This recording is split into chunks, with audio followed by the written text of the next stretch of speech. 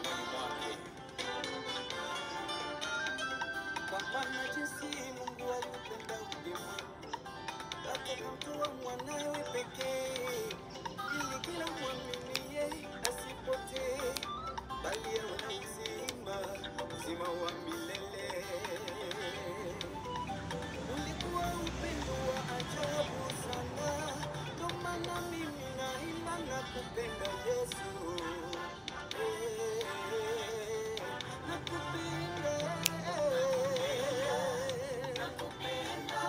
Mpendwa, Bwana Yesu asifiwe sana.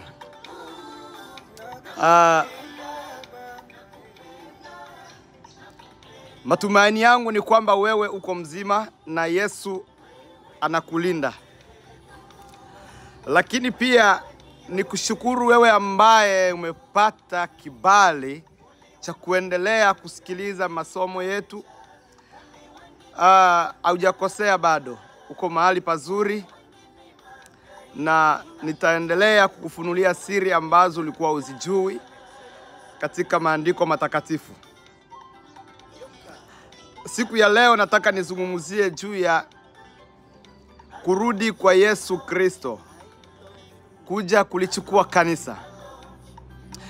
Walimu wengi tu wamefundisha habari ya kurudi kwa Yesu, na kila mwalimu anafundisha kulingana na vile anavyovuviwa na Roho wa Mungu, kwa habari ya kukumbusha ulimwengu kuja kwa Yesu Kristo, mwana wa Mungu aliye hai. Ni kweli na ni hakika kwamba Yesu anarudi. Hilo ni hakika. Lakini nataka nikuoneshe mambo manne ambayo yanahakikisha katika maandiko matakatifu kwamba Yesu anarudi. Yesu anarudi. Kwa sababu swala hili la kurudi kwa Yesu, nyakati za mwanzoni kabisa katika kanisa la kwanza na kuendelea kufika miaka ya 1000 na kidogo, lilikuwa swala ambalo lilizusha utata mwingi sana. Habari hizi za kuja kwa Yesu Kristo, kuja kulichukua kanisa, ndugu yangu, ni kitu usichokijua. Limekaliwa vikao zaidi ya mara 300. Waandishi wa vitabu, wasomi wa teolojia wamekaa chini kudadisi, kuchunguza hizi habari za kuja kwa mwana wa Adamu zitakuwa namna gani. Lakini walifika mahali wakakubaliana kwamba hizi habari ni za kweli. Na ni kweli, neno la Mungu liko wazi. Neno la Mungu liko wazi. Kwanza tu,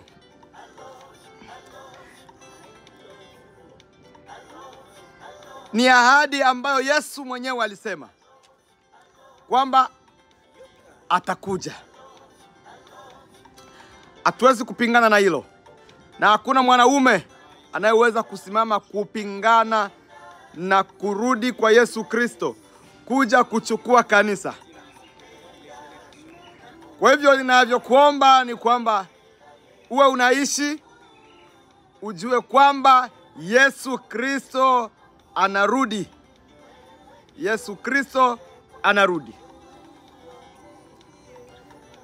Mpendwa, Yesu Kristo anarudi. Muda si mrefu, muda wowote anaweza katokea. Sikiliza neno la Mungu linavyosema. Jambo la kwanza nataka nikwambie hivi. Yesu mwenyewe, Yesu Kristo mwenyewe alizungumzia kuhusu kurudi kwake. Jambo la kwanza, neno la Mungu linahakikisha kwamba Yesu Kristo mwenyewe, achana kwanza na wale wahubiri wengine wanapohubiri kurudi kwa Yesu. Mimi ninakuambia zile siri za ndani.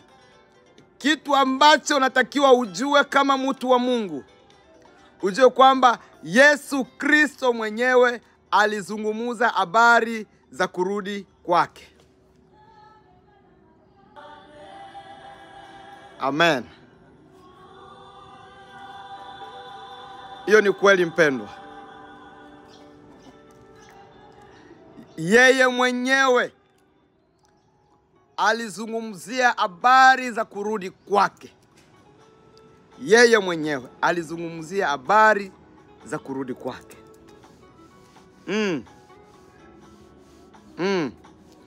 Kitabu kile cha Mathayo 24 mstari wa 13, ndipo itakapoonekana ishara yake mwana wa Adamu mbinguni, ndipo mataifa yote ya ulimwengu watakapoomboleza, nao watamuona mwana wa Adamu akija juu ya mawingu ya mbinguni pamoja na nguvu na utukufu mwingi. Sasa hapa Yesu mwenyewe, haya ni maneno ya Yesu mwenyewe akiwa katika mlima wa Mizeituni na wanafunzi wake, anawaeleza habari za kurudi kwake. Huyu ni Yesu mwenyewe. Yesu mwenyewe, hapana mtu mwingine, yeye mwenyewe. Yesu Kristo mwenyewe anazungumza habari za kurudi kwake. Unaweza kuona hiyo tena kwenye kitabu cha Yohana 14, Injili ya Yohana 14. Tusome Injili ya Yohana 14 mstari ule wa 2 hadi wa 3. Nasema hivi. Yesu mwenyewe huyu, sikiliza, Yesu mwenyewe. Tunaongea habari za kurudi kwa Yesu. Anasema hivi. Ni Yesu mwenyewe anaambia wanafunzi wake. Tuanze mstari wa kwanza. Anawaambia, msifadhaike mioyoni mwenu. Mnamwamini Mungu, niaminini na mimi. Mstari wa pili. Nyumbani mwa Baba yangu mna makao mengi, kama sivyo ningaliwaambia. Maana naenda kuandalia mahali. Basi mimi nikienda na kuandalia mahali, nitakuja tena niwakaribishe kwangu, ili nilipo mimi nanyi muwepo. Yesu Kristo anasema mwenyewe kwamba anaenda kutuandalia mahali, ili mahali atakapo kuwepo yeye na sisi tuwe pale. Kwa hivyo ina maana kwamba anatuhakikishia kwamba atarudi tena.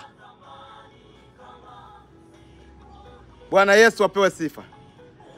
Anasema nitarudi niwachukue. Kwa hivyo tunaona Yesu mwenyewe anatuhakikishia kwamba atarudi. Uhakika ni kwamba Yesu atarudi. Ni neno la Mungu. Neno la Mungu mara nyingi unaweza kuona linachelewa, linakawia, lakini linatimia kwa muda maalum, kwa wakati wake uliopangiwa. Haleluya.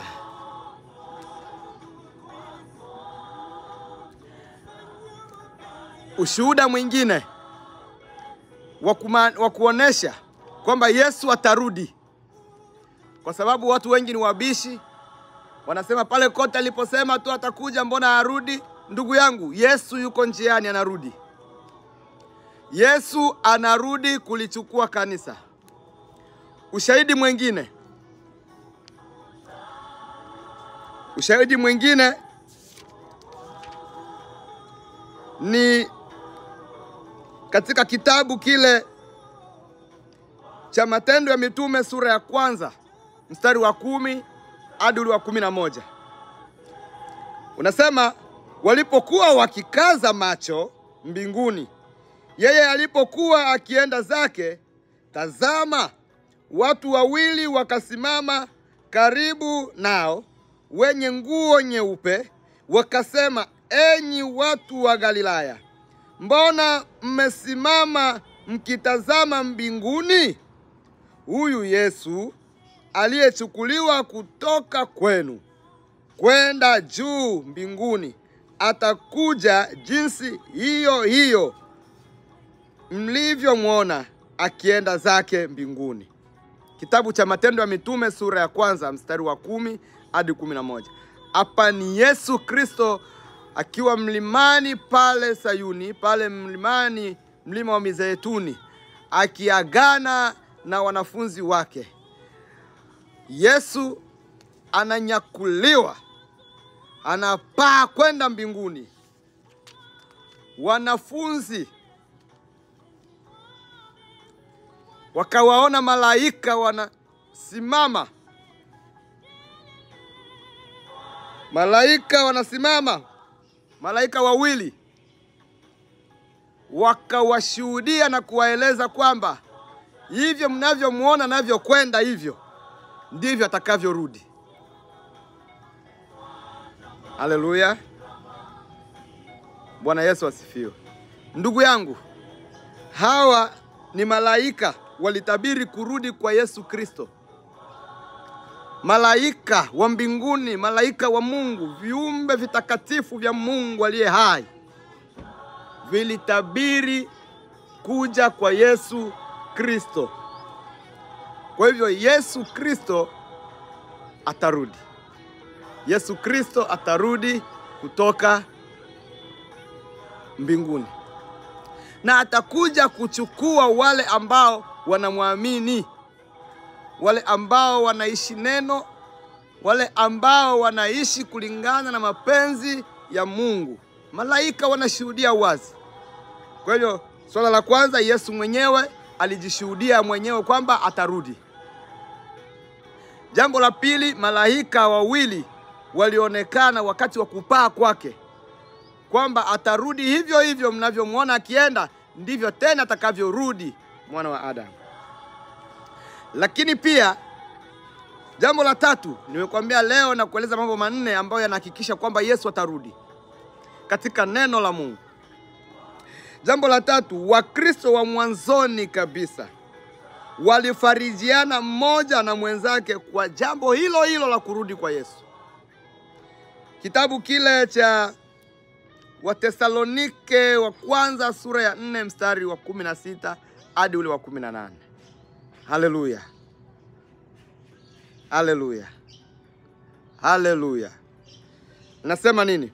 Kwa sababu Bwana mwenyewe atashuka kutoka mbinguni pamoja na mwaliko na sauti ya malaika mkuu na parapanda ya Mungu, nao waliokufa katika Kristo watafufuliwa kwanza.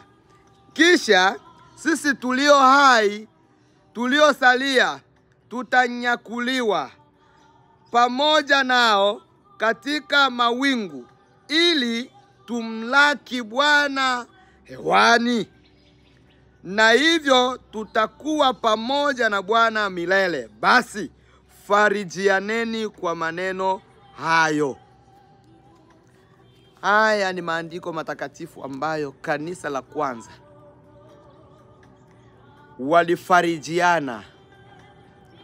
walifarijiana wakikumbushana kwamba Yesu Kristo atakuja. Yesu Kristo atakuja kutoka mbinguni, na atakuja na mwaliko,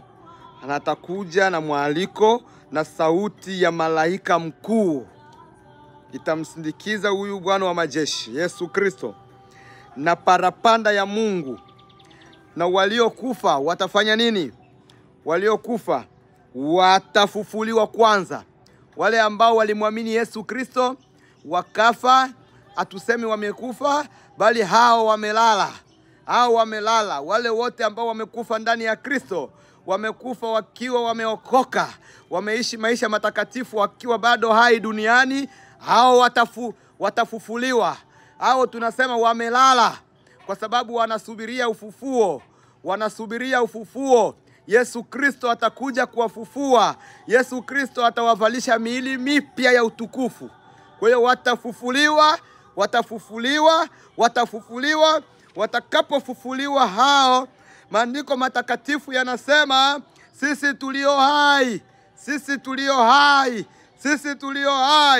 tuliosalia tutanyakuliwa pamoja nao katika mawingu, ili kumlaki bwana harusi, ili kumlaki mwana kondoo, ili kumlaki Bwana Yesu Kristo. Haleluya! Tutamlaki mawinguni. Huyu Yesu Kristo tutamlaki mawinguni. Atakuja kutuchukua. Yesu Kristo atakuja kuwachukua wateule. Yesu Kristo atakuja kuwachukua wote wanaomwamini, ili mradi tu unatunza wokovu, ili mradi tu unaishi maisha matakatifu, ili mradi tu unaishi maisha ya wokovu, ili mradi tu unaishi maisha ya kujitenga na dhambi, utanyakuliwa. Ikiwa Yesu atakuja na kukute ungali hai, atakunyakua. Ikiwa Yesu atakuja na kukute wewe ni mzima, utanyakuliwa. Haijalishi hata kama atakukuta tumekufukia chini ya udongo. Hiyo tunasema kwamba utakuwa umelala. Anasema atakuamsha, na utakapoamka hautaamuka na mwili ule wa uchafu, atakuamsha na mwili ule wa utukufu. Haleluya, haleluya, haleluya. Utaamka na mwili wa utukufu. Usichezee wokovu ulionao. Usichezee wokovu. Tunza sana wokovu. Ni kitu cha thamani sana kuliko hiyo nyumba unayodai kununua. Wokovu ni kitu cha thamani sana kuliko magari unayoyanunua. Wokovu ni kitu cha thamani sana kuliko huyo mwanamke unayojivunia. Wokovu ni kitu cha thamani sana kuliko hao watoto unaojivunia. Wokovu ni kitu cha thamani sana kuliko hiyo pesa ambayo umewekeza kwenye benki. Wokovu, tunza sana wokovu wako, ili Yesu atakapokuja kukunyakua akukute uko tayari. Akukute wewe uko tayari. Kuokoka ni hiari yako, lakini Yesu anataka uokoke ili akukute na wewe uko tayari umlaki mawinguni. Tutamshangilia Yesu tutakapomlaki mawinguni. Haleluya, haleluya, haleluya. Hilo ndilo neno la Mungu. Hiyo ndio siri ninayokufunulia leo. Kama umeokoka, tunza wokovu. Kama umeokoka, tunza wokovu. Wokovu ni kitu cha thamani sana. Neno la Mungu linasema, ni kweli wewe unafuata sana kutafuta pesa, unakimbia huko na huko kutafuta mali, lakini neno la Mungu linasema, itakufaidia nini upewe ulimwengu wote huu utawale, lakini ukose mbingu? Itakusaidia nini? Hakuna. Tafuta wokovu wa Mungu. Tafuta kuokoka. Wahubiri wanahubiri habari njema ya wokovu. Watafute wahubiri wazuri ili uokoke. Wakubatize katika maji mengi, upate Roho wa Mungu, upate Roho Mtakatifu, upate chapa ya Mungu, upate muhuri wa Roho Mtakatifu, ili atakapokuja Yesu usibakie mtu wa Mungu. Atakapokuja Kristo akukute uko tayari.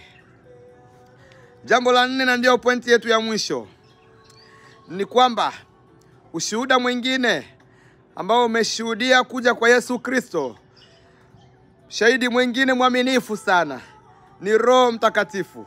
Roho Mtakatifu anashuhudia kuhusu hilo. Roho Mtakatifu anashuhudia kwamba Yesu atarudi. Kitabu cha Wakorintho wa pili sura ya 5 mstari wa 5 anasema kwamba basi yeye aliyetufanya kwa ajili ya neno hilo ni Mungu, alitupa arabuni ya Roho. Kwa hiyo ndugu, vumilieni hata kuja kwake Bwana. Tazama, mkulima ungoja mazao ya nchi yaliyo ya thamani. Uvumilia kwa ajili yake hata yatakapopata mvua ya kwanza na ya mwisho. Nanyi vumilieni mthibitishe mioyo yenu, kwa maana kuja kwake Bwana kuna karibia. Kuja kwake Bwana kuna karibia. Kuja kwake Bwana kuna karibia. Ni kitabu cha Yakobo sura ya 5 mstari wa 7 hadi 8. Lakini pia utaona kitabu cha Waebrania sura ile ya 10 mstari wa 37. Tusome Waebrania sura ya 10. Waebrania sura ya 10. Waebrania sura ya 10 mstari ule wake wa 37. Anasema, neno la Yesu Kristo linasema, kitabu ni cha Waebrania sura ya 10 37. Kwa kuwa bado kitambo kidogo sana, yeye ajaye atakuja wala hatakawia. Lakini mwenye haki wangu ataishi kwa imani, naye akisitasita, roho yangu haina furaha naye. Roho Mtakatifu anatukumbusha kuja kwake Yesu Kristo Masihi, mwana wa Mungu aliye hai. Anasema kwamba bado kitambo kidogo, manake muda si mrefu. Muda si mrefu Yesu anarudi. Muda si mrefu Yesu anakuja. Acha maisha ya dhambi. Maisha ya dhambi atakuponza. Acha maisha ya dhambi. Acha maisha ya ulevi. Acha maisha ya ukahaba. Acha maisha ya uzinzi. Acha maisha ya umbea. Yesu Kristo anakuja. Wahubiri wamehubiri na kuhubiri kukuepusha, kukutoa katika hatari ya hukumu ya milele, lakini bado unaweka moyo wako kuwa mgumu. Ndugu yangu, na kusihi siku ya leo, mtafute Yesu Kristo, muamini Yesu Kristo, naye ataliandika jina lako katika kitabu cha uzima. Atalifuta jina lako katika kitabu cha mauti, Atalifuta jina lako katika kitabu cha kifo, katika kitabu cha mauti. Ataliandika jina lako katika kitabu cha uzima, nawe utaishi pamoja naye milele. Kumbuka neno la Mungu linasema kwamba nyumbani mwa Baba yangu makao ni mengi, ikiwa na maana kwamba alipokwenda Yesu amekwenda kutuandalia mahali, na atakapomaliza kutuandalia mahali atarudi tena kuja kutuchukua. Haleluya! Bwana Yesu apewe sifa. Glory to God. Yesu apewe sifa. Kumbuka kwamba Yesu anakupenda. Ndio maana anawatuma wahubiri kwako kuja kukuhubiria habari ya uzima, kuja kukueleza habari ya wokovu, kuja kukueleza habari ya kuponya roho yako, kuja kukueleza habari ya kuponya nafsi yako, kuja kukueleza habari ya uzima wa milele. Wakati ndio huu, muda ndio huu, saha ndio hii. Unaweza kuona naongea kama mwenda wazimu, lakini sio kama mwenda wazimu, bali ni mtu aliyetumwa kwako kukuletea habari ya wokovu, kukuletea habari ya uzima, kukuletea habari ya milele, kukuletea habari ya kuponya nafsi yako. Yesu anakupenda. Okoka, acha dhambi, njoo tutakubatiza katika maji mengi, nawe utapokea nguvu za Bwana, nawe utapokea Roho Mtakatifu. Yesu anakupenda. Kumbuka tumesema malaika walishuhudia wakati ule Yesu anapaa mbinguni. Akawaeleza kwamba wale malaika wawili walisema kwamba hivyo jinsi mnavyomuona akipaa mbinguni, ndivyo hivyo atakaporudi. Mtu wa Mungu, okoka. Yesu anakupenda. Yesu anakujali. Anapiga hodi. Anataka umfungulie. Achana na msongo wa mawazo. Huo msongo wa mawazo ulio nao ni kwa sababu hauna Yesu. Hayo mawazo ulio nayo mengi ni kwa sababu hauna Yesu maishani mwako. Haleluya. Yesu akusaidie kuelewa haya. Bwana Yesu apewe sifa. Haleluya. Hayo mastress ulio nayo ni kwa sababu hauna Yesu. Ukimpokea Yesu maishani mwako, hakuna siku utakuwa na mastress maishani mwako. Watu wengi wanafikia mpaka hatua ya kujinyonga, ni kwa sababu hawana Yesu katika maisha yao. Watu wengi wanafikia mpaka hatua wanaharibu ndoa zao, ni kwa sababu hawana Yesu katika maisha yao. Unakuta watu mpaka wamekuwa watu wazima, wamezaa watoto, wamekuwa na wajukuu, lakini bado wanafika mahali ndoa inasambaratika, wanaachana mume na mke. Ni kwa sababu hauna Yesu katika maisha yako. Yesu ni wa maana sana katika maisha yako. Yesu ni wa maana sana katika maisha yako. Yesu ni wa maana sana katika maisha yako.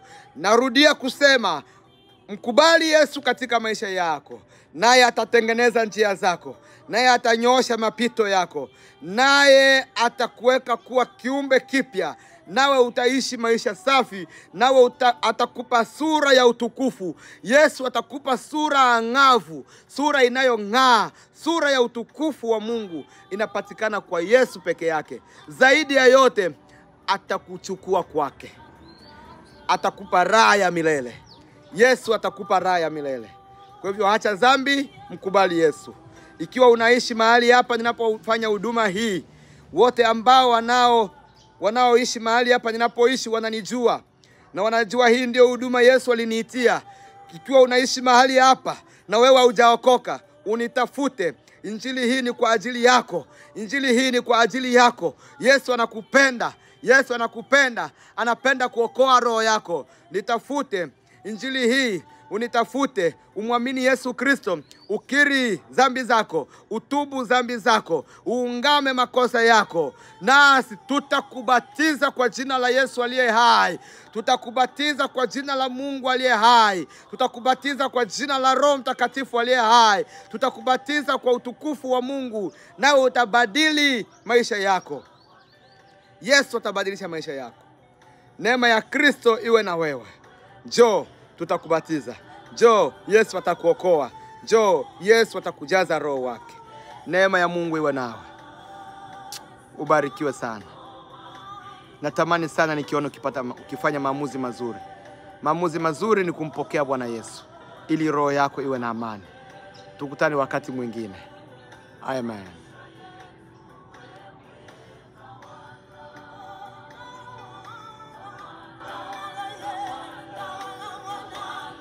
Haleluya.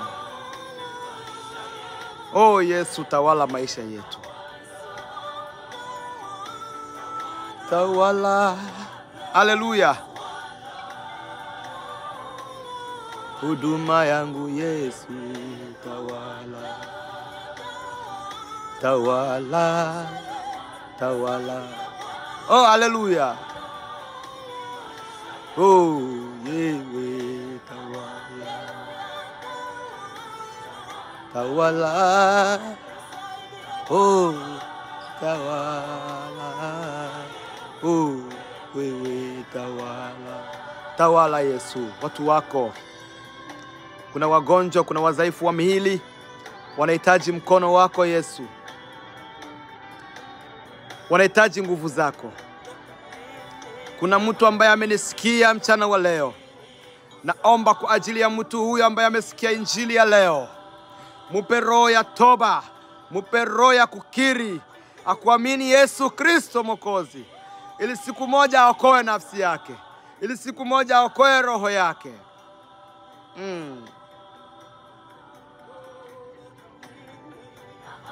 Naamini ukinigusa Yesu nitapona.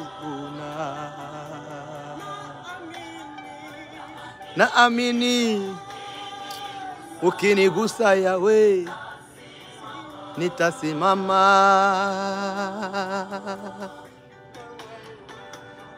Tawala, tawala, tawala maisha yetu, wewe tawala. Tawala, tawala Yesu, huduma yangu Yesu tawala. Tawala, tawala tawala. Oh, wewe tawala. Yo, tawala Yesu. Mungu akubariki sana. atawale mahali popote ulipo. Amen. Haleluya. Barikiwe sana. Amen.